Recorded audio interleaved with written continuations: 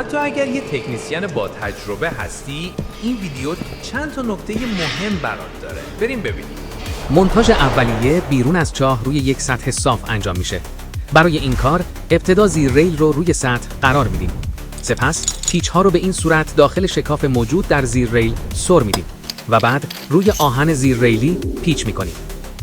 حالا ستون های چپ و راست رو به این صورت سر جاشون میبندیم.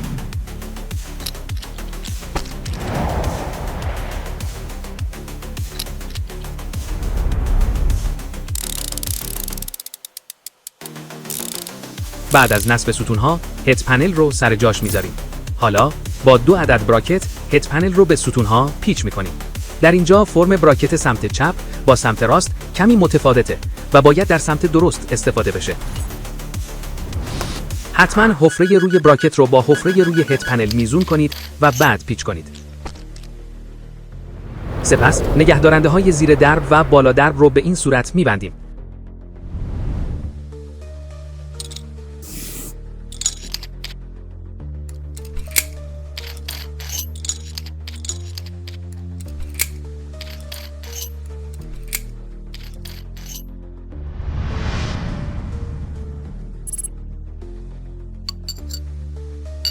حالا درب آماده است تا به داخل چاه منتقل بشه.